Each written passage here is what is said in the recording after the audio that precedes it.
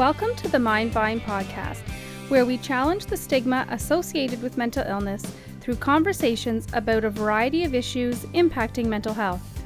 Here we bring you news, views, and interviews that intrigue, educate, and celebrate recovery. Leading us on this journey are the hosts of the Mind Vine podcast, Darryl Mathers and Chris Bovie. So welcome everybody to the Mind Vine podcast. We're actually in our main lobby today. We don't usually do this for everybody, so it's kind of a special day. My name is Darryl Mathers. I'm with my co-host Chris Bovie, and we have a very special guest. Alyonka Larionov is with us, and if the name sounds familiar, it's because people my age and older would remember your dad pretty much when we were kids watching Canada Cup, playing for then the Soviet Union, and then following his NHL career. But we've also gotten to know you in your own right in your career as a broadcaster, podcaster, producer, writer, and now in your work with advocacy as it relates to eating disorders. So first of all, welcome. Thank it's great you. To have you. Yeah, I'm honored to be here, and it's been wonderful to get to know you guys and also just to explore and kind of get a better feel of where we are today. And I think you all should be so proud of the work that you're doing.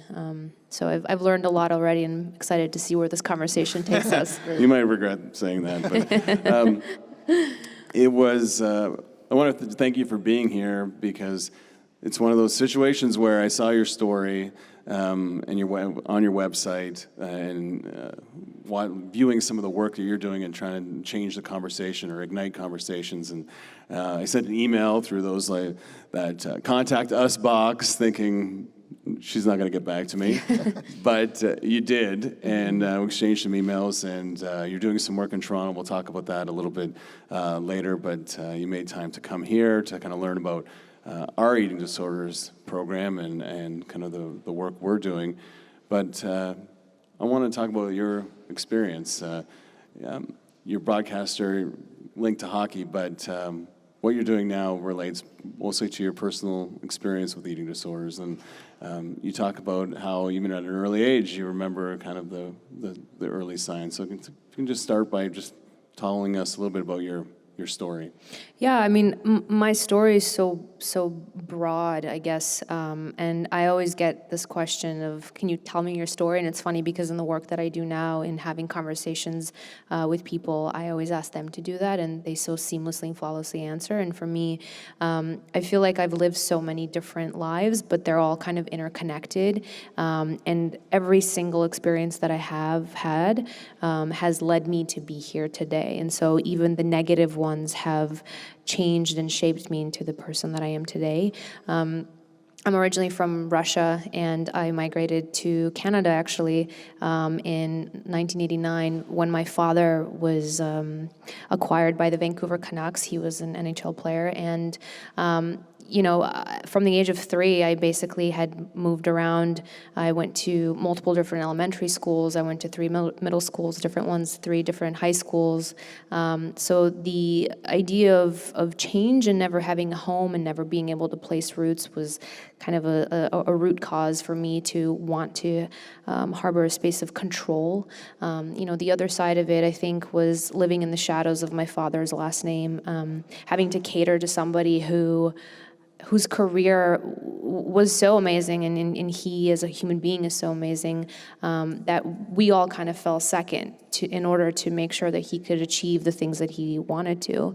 And I think as an obedient child like myself and someone who's kind and caring, my lack of standing up for myself and having self-esteem and saying, hey, I matter, significantly contributed to the development of my eating disorder as well.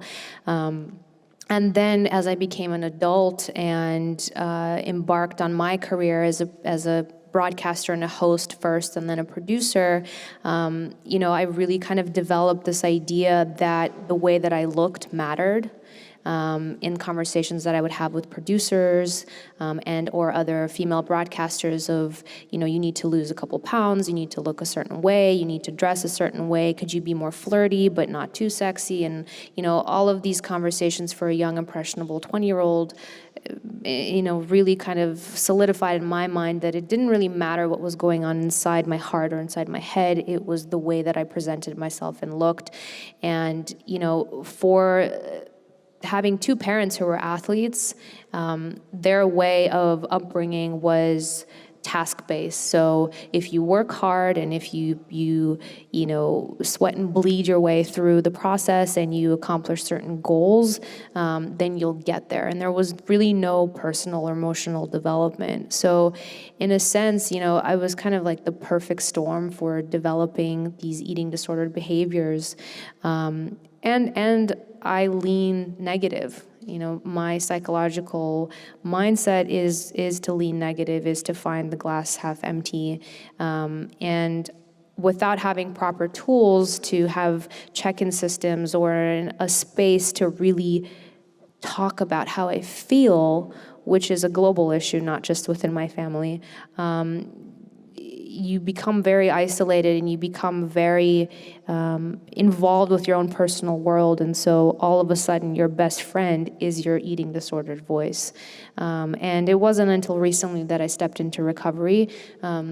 It's been 13 months now, and I'm learning every single day, and I'm so grateful for almost losing my life, because it allowed me to kind of go through a rebirth and be here now with you today. So going back to when you were younger, obviously, trying to find identity and worth and all that, and traveling all over and having parents that were very athletic. Could there have been something, was there anything at school or anything that you tried to find that sort of, for that avenue to sort of give yourself your own identity, as opposed to sort of being the daughter of? Yeah, I think, at the beginning I was really into sports. So when I was a kid, I played tennis, and that became something of an obsession. But because I hadn't achieved by 12 and 13 the level of success that my parents had, I was labeled a failure within my family. And afterwards, I dived into the world of entertainment, which manifested in the form of singing at that point. And same thing, it was like, oh, you're not, a 20-year-old Britney Spears, so you're not successful either. And so the hobbies that I had kind of committed to became obsessions, instead of really trying my hand at everything and figuring out, what do I like? What makes me happy? How do you feel about this? What are you curious about? These conversations were never had. And so every time I committed to something and didn't work out, it just solidified in my mind that I was a failure, which I think is why broadcasting, specifically starting off in hockey, was so addictive and seductive, because one, it created an opportunity for my father and I to have common ground, to have a conversation. All of a sudden I could talk to him about something that he understood.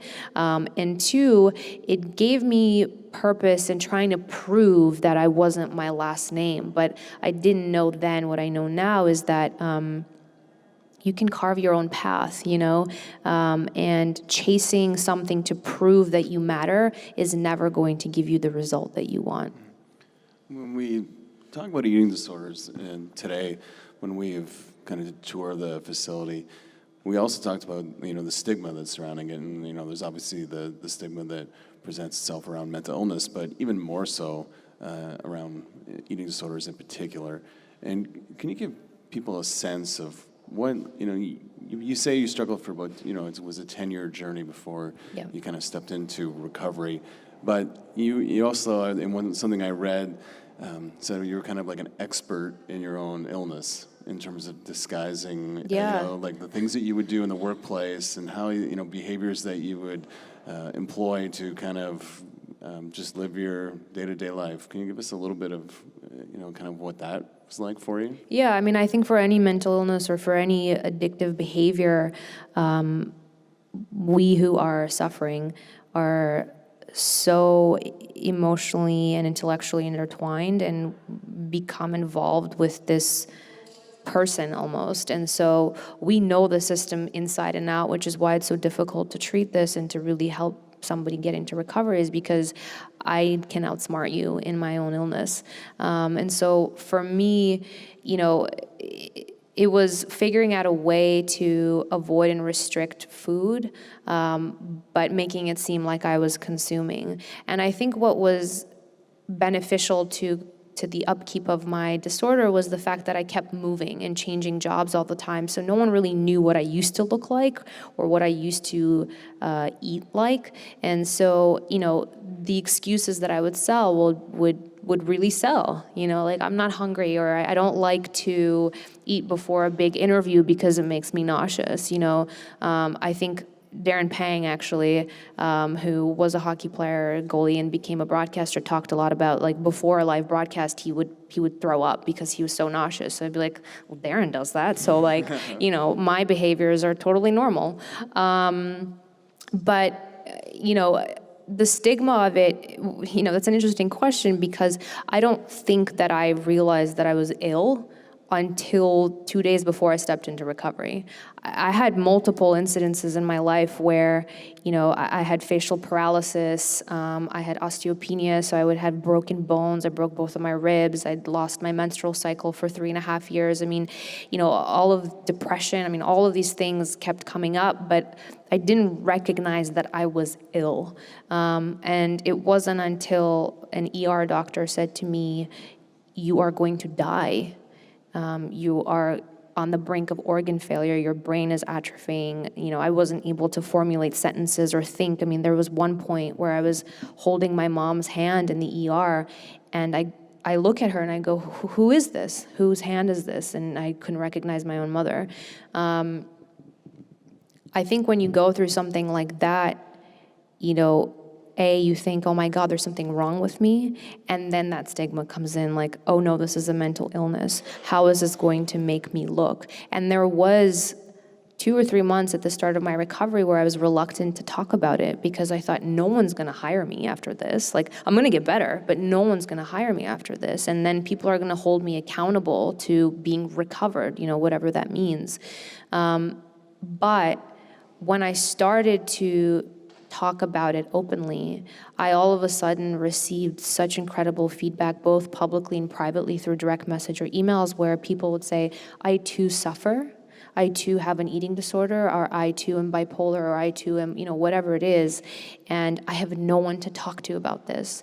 That all of a sudden it occurred to me that the stigma exists because there aren't enough people talking about it and advocating that it's normal. It seems not normal, but it is normal. It's far too common. And I think that the more that we're able to speak our truths, the quicker we're able to heal. And we need people who are ambassadors and advocates to really start this conversation and open the dialogue to take away that stigma. And how do we facilitate that at a younger age? So, kids might be in a home life where you really can't have that conversation. And I get the sense it was probably a challenge for you as well. Yeah. How do they find the people? Because you're right, I think they think that nobody will care or understand. And then when you kind of take that leap of faith, all of a sudden people you didn't even know out there are coming forward to support and have that conversation. So how do we create a society or that kids can open up at an early age that feel maybe alone or no one out there understands? Yeah, I think for me, it's something that I talk about when I speak in schools, and I can only speak on the school system in the States, not so much in Canada, but one of the questions that I ask the faculty is, how many counselors do you have for 600 students? And one person raises their hand. And what are your office hours? Normal office hours. And how many times do kids come in? Like a few kids come in once a week. So to me, this idea that we don't have enough counselors, it's not something that's an open door policy. That's what they say, but what adult is gonna come up and say, I need help? No one. So whether it's changing the education system to a place where we're including emotional intelligence classes, not saying it is like a mental health issue, but emotional intelligence. We're so quick to educate our brain from an educational standpoint of, math, science, the arts. Same thing with aiding in an injury. You know, you have a broken rib or whatever it is, you get it taken care of, but our brains are the most powerful organ that we have, and we're not focusing on it at all. So I think as adults and as a society, we need to change the system and provide a space for kids to be able to talk about this. But at the same time, I think, you know, if there is one thing that social media is really wonderful in the way that we can, for those who are willing to step into the role of ambassador, to create that space through social media and say, you can talk to me, you can reach out to me, you can send me an email. Because most of the times, kids are willing to talk. It's just that we're not really asking them, how are you, or how are you feeling? What do you want to talk about today? You know, something as simple as that, all of a sudden allows them to feel safe, and also taking away the shame that occurs when a kid says, I'm so embarrassed because my parents don't talk to me like this. So like my parents are bad people, or I'm a bad kid, that's why they don't listen to me. You know, like we need to take that shame out of the equation and just say, not everyone has the ideal family dynamic. Find the people who are willing to listen, and those who are listening, practice actively listening. It's a skill. It's not something that just like happens overnight. So, you know, having conversations like this is what's going to help change it. One of the things you said earlier today, too, was when you were in recovery, you educated your family. Like you kind of, you know, dragged them might be a strong term, but, you know, you all got kind of educated on this together, did you not? Yeah, I mean, my recovery was very non-traditional in that I tried the route of working with doctors and nutritionists and therapists, and it just didn't work because I didn't feel like anybody could hear me, and it was more about putting a Band-Aid on the problem. It was a lot of prescribing pills. It was a lot of all the things like, let's eat, but let's not figure out what is the source, cause, or root of the situation. And so I really kind of took it upon myself to self-educate and to move through the process on my own. Not saying that everybody should do this, that's just the way that I did it. And because I was immobile during my recovery, I had to move back home and I had to be with my parents. And so I had to deal with all of those scars and bruises and wounds and open all of them up with them by my side and excavate and kind of unpack every single one. You know, this is why this hurt. This is why when you did this, this happened. Even when they would say like, seriously, we're still holding on to that? Yes. We are. Let me get this out of my system. And having those difficult conversations. You know, my father, I grew up in a space where healthy eating was the normal way of being, right? So for him to say like, why don't you just eat? You know, I had to separate his lack of knowledge in this subject matter from him being a poor father. You know, those two aren't correlated. And so instead of pointing fingers at him, looking at myself and saying, why am I reacting this way? It's not his fault that he doesn't know, so how can I help educate him? And that just takes self-discipline, and it's really, really hard. And that's something that people don't talk about, is that in the space of recovery, it takes a lot of work, and you need to be willing to do it, but you also need to have an incredible support system. And, you know, for me, there were a few friends that I can name, and then books and podcasts, and just hearing other people tell their story made me feel less alone. Go ahead. So I was just going to mention, so I know you're doing a lot of work in the United States, and you're going to go back to Russia to support and help women there as well. I'm just wondering, culturally, if you found or what you expect, you know, knowing your father who grew up in Russia, like, are you finding cultural changes and perceptions of mental illness or eating disorders in different places? And is that going to be more of a challenge in different countries than others? Or? Yeah, I mean, I think culturally speaking, it shifts from country to country, but like, let's take something in our own backyard here. The NHL probably won't be happy that I'm saying this, but let's talk about locker room mentality.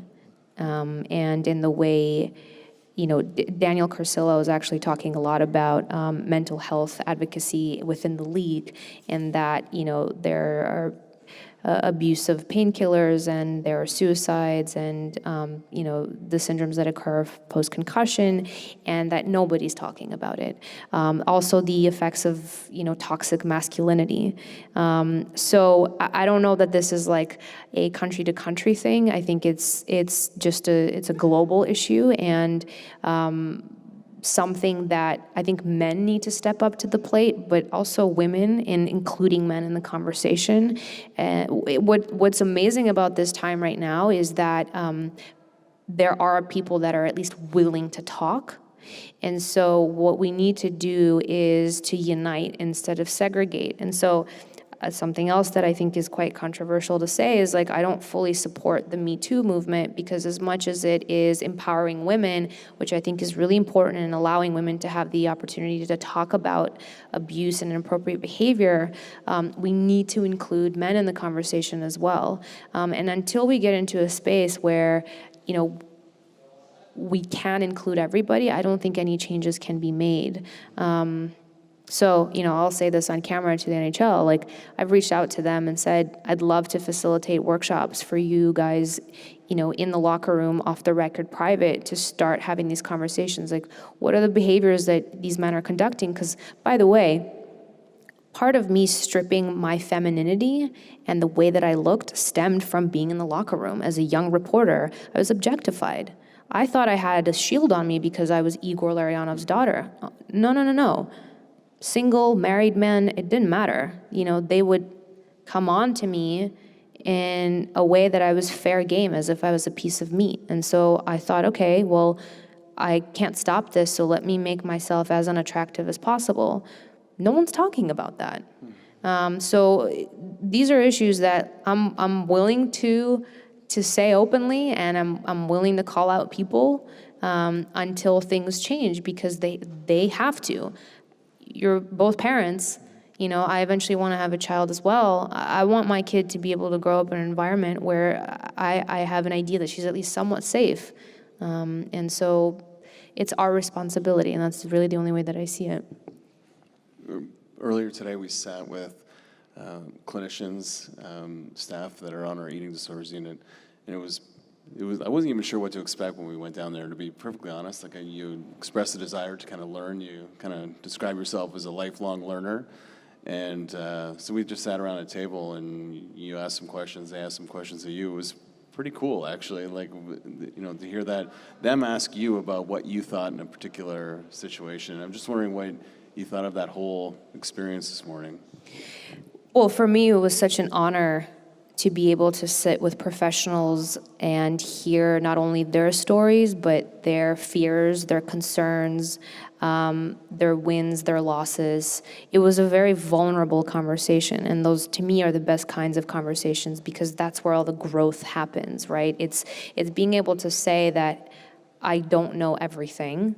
You can't possibly, and there's always an opportunity to learn. And I also think that for someone like me to be able to share my story with them, to give them an inside perspective of what it feels like to suffer and to feel hopeless and helpless, and to feel like the end is better than recovery, and admitting that openly, but then again finding the strength to pull in the support system to be able to pick yourself out of there.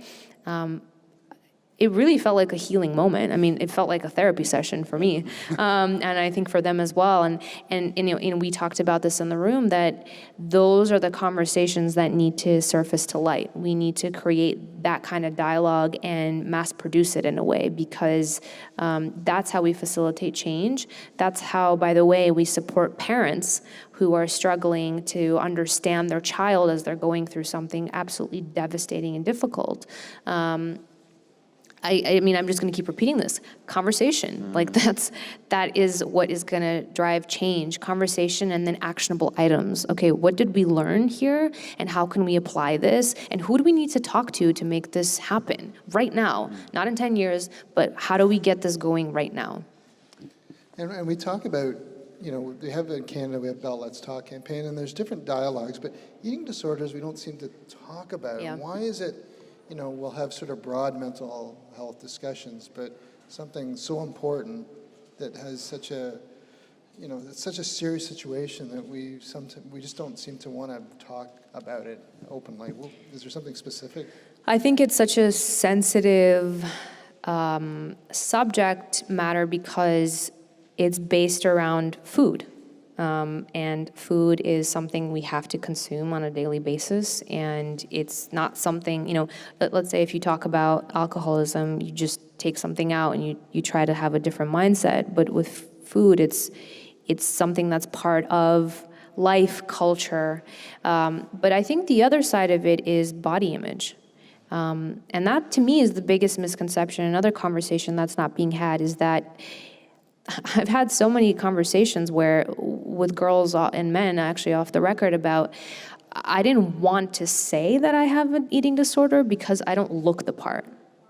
Like, I remember not wanting to post a photo of myself when I was exceptionally thin because I thought, well, the eating disorder, and specifically anorexic community, is going to say, oh, please, that's child's play. That's not even, And so I think the shift in conversation that needs to happen is that it's not so much what's going on the external, it's what's going on in the internal. And so until I fully recognize that my organs were dying, my brain function wasn't working, when we stop looking at people for the shape that they're in, and start talking about that we can't function as humans, period, then perhaps the conversation is going to shift. But until then, how can you judge by the way that I look what that means? And it's too complex and too sensitive of a subject in terms of body image. When you first went public with your journey, your recovery, was there much, like, being a public person, probably the last, most of your adult life, being a broadcaster, being center of attention, that's nothing new to you. But bearing your soul and what you've been struggling to keep hidden for 10 years, that was new. So what was the experience like, just kind of opening up and bearing your soul to the world? Yeah, I think the moment of sending that tweet and that email, I was sweating profusely and thinking, oh my God, I'm about to ruin my parents' life, one, because they're such good people and they care about maintaining that. And I didn't want to place a red flag on them as they're bad parents for having a kid like me. But also, how is this going to affect my professional life? How is this going to affect my personal life? But again, this is something that I preach in my workshops is, one, when you speak your truth, the right person stays. So for me, it's an amazing filter of getting out all the negative people out of my life. And two, in a certain way, when we talk about our fears, if we go back to child psychology, when a child is afraid of the dark, right, they run to their parents' room and they're like, there's a monster in there. And the first thing the parent does is walk into the room and turn on the light. And when the light's on, you see that it's not that big of a deal. And it's the same thing with our stories. The more that we're familiarized with them, the more that we know them intimately, and the more that we speak them out loud, we understand them so fully that they no longer have control over us. And so we're leading it instead of the story leading us.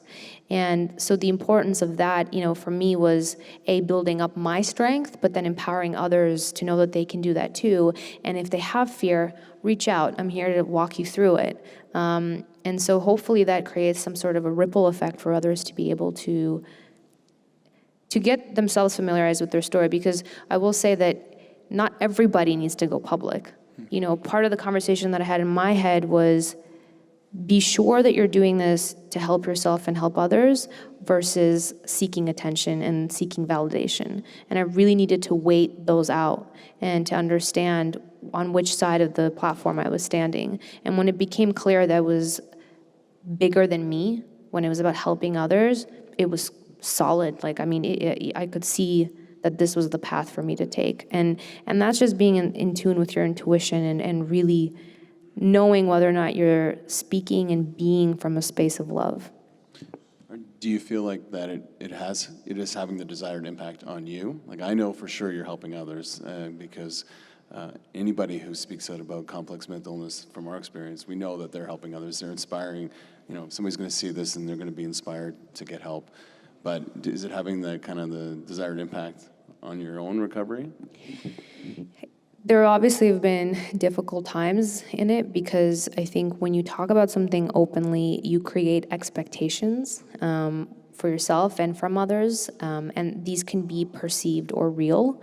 But at the same time, I think it does, in a way, keep you accountable. And it holds up a mirror, you know, so it's more of a question like, are you willing to commit and are you willing to do the work? And by the way, commitment means allowing yourself to take steps back. And when you do, instead of berating yourself, practice kindness. Say, it's okay, I just did that, but guess what? I'm gonna move forward again. And so, yeah, I think it does help because, again, you're shining light on it and you're opening it up. And as long as you add in that filter of kindness, when you do inevitably take a step back, because we all do, then it's more of a softer transition versus this just like, I'm going and, you know, when I don't make it, I'm a failure. And I don't particularly even like using that word, you know, it's just a minor setback. So yes, I fully support that. And I encourage others, if not to talk about it publicly, at the very least start writing about it in your own personal journal, just so you can have that conversation and hold up a mirror for yourself. In terms of your career, we all know you from, you know, your hockey days on TSN and CBC and in the States on MSG and other networks. You did that for a long time, but that's not where your work is now or where you see it going forward, is it? No, I mean, you know, the process of stepping into recovery really was like a rebirth for me and realigned my passions and really purpose, because I realize sports matter to people, but I also understand that it's entertainment. And that's fine and good, but I think that a lot of people who have that platform aren't using it properly, and or perhaps are not being guided to use it for the benefit of others. And so for me, it really became clear that in the experience that I've had as a host, broadcaster, and a producer, I have the ability to have the conversations that I've always wanted to have, but was never able to because I can't come up to, you know, a TSN and say like, I want to talk about the meaning of life with Henrik Lundqvist. They're going to say, no, he wants to talk about, well, actually Henrik would talk about his hair and style. So that's a bad example probably. But I think, you know, in producing content like that, that's kind of, you know, the dream goal or something that I'm focusing on, but also in having conversations like this and having them in, you know, a safe space. I don't really like the word safe because what does that mean? But, you know, within the workshops that I do, they're 2-hour conversations that vary between, you know, all sorts of topics on what it means to be a modern human in today's society. And that matters because society is shifting, the definition of a human being is shifting. And frankly speaking, I know that it would have helped me in my evolution as a person, certainly in my recovery, and I haven't been able to find that anywhere. So it spoke to me, I followed it, and it's kind of evolved and grown on its own. And tonight I'm hosting a women's circle, tomorrow a men's gather in Toronto, and it'll be interesting to see how the perspectives and opinions have changed or are different and or maybe similar than that in the United States. But what I've gathered so far is that we're actually all more similar than different. So our fears and our concerns don't really change no matter where we're from. Do you think that when we look at athletes, that seems that would be so beneficial for a group that feels like they're put on a pedestal, you're different than anybody else, you know, not to change the subject too much, but even when we saw NHL players, that had committed suicide. They always wanted to relate it to head trauma, like they couldn't suffer the same things that everybody in society could suffer from mental illness. I mean, do we need to start to take different segments of society and have those conversations that they can come out and talk about? I don't have to talk about hat tricks tonight. I can actually talk about me as a human being and what I'm going through. Yeah, so one of the most recent kind of brave acts, which I'd like to get to a point where we're not calling it brave, it just is normal, but Kevin Love openly talked about dealing with anxiety, and that was such a big deal, which it is a big deal because athletes don't talk about this stuff, but I'd like for it to get to a place where it's not that big of a deal. So for me, the thing is, maybe like a threefold problem. One is athletes need to step up to the game and start talking about that. Two is media needs to change in that they're the ones asking the questions. So somebody within the media landscape needs to be brave enough to say, I want to talk about something else. And then three, I think team ownership, management, coaching staff needs to see that as strength and not weakness. And if that is allocated to a certain part of the year where they do features on players, great. It doesn't have to be an all-time conversation. And then lastly, I'm going to add fans. Because frankly speaking, fans don't really care. That to me is the biggest disconnect between athlete and fans. Fans talk about athletes in the way that they worship them and they love them. But as soon as they make a mistake, they also hate them, right? And so fans don't look at athletes as human beings. No, it's production. Right. So what are you doing for me? So that relationship needs to change. And I don't know how to create that human connection. How do you humanize a god? Really, because these kids grow up with posters on their walls and seeing these people as superheroes, but they're people, like my father, who is just a guy who was very talented and with a bit of luck and hard work, did all the things that he did, and yet he still is inept in handling a daughter, and that's no different than maybe you or anybody else in this room. So how do we humanize our gods and allow them to just be human beings? Yeah, I think we do see that a little bit more. I mean, we clearly have a long way to go, but there's an example that popped to mind when you were talking is when athletes have children. Now they actually leave the team and they go and they spend the time with their wife and they meet their new daughter or son, but like in the 80s or before then, they would just be on the road with the team and they're staying there, right? I think there was never any thought that they had a life outside the ball field or the hockey rink or anything like that. And you see that now where it's actually reported that so-and-so had that's a good news example, but I think it's a sign that they are being slightly more humanized, and that maybe there's potential to be even more humanized. But there are debates, even in that day. You'll see a media debate. I can't believe what's his name took 3 days off to go. I wouldn't have done that. Right. To get in a fight. Yeah, or we never got that when I was playing. You hear he gets paid a lot of money. It's Or heaven forbid, the day after the child is born, he has a poor game. They're like, well, he wasn't sleeping because it's a newborn. That's true. How dare he? And so then there's that guilt for the wife as well. I mean, we faced that. My mom had 3 kids, and it was, she literally had to take the whole load of being a parent.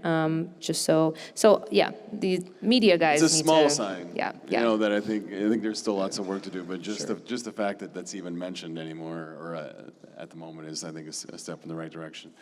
So getting back to your work, if people want to learn more about what you're doing and what you're up to, how can they reach you? Yeah, so my website is alyonkalarionov.com, but I'm on all social media, so Instagram, Facebook, and Twitter, and it's some variation of Alyonka Larionov, either my first or last name or both. For me, I think what's interesting about these workshops is that people are constantly asking me, well, what are they, and what's it about, and what can I expect? And I always say, expect the unexpected and allow yourself to surrender into the space of the unknown. I really don't provide much information because we live in a society right now where we're able to look up anything meaning we will know what we're going to order at a restaurant before we arrive. So we need to get better at just being in the moment and surrendering to whatever comes our way, because that's how we build resilience, and that's how we build character to be able to handle life's inevitable ups and downs. Well, I know you don't like the word, but I do think you are brave for sharing your story, and just being so willing, to come here, and the way you tell your story on your website. You're a trendsetter, especially in the space of eating disorders. We really appreciate having you here. Thank you for having me. And we hope you learn a little bit more about what we do, and that we can stay connected moving forward. So. Absolutely, and you both get an A+ for your broadcasting skills. Wow, that's best news yet. Thank you so much. Thank you.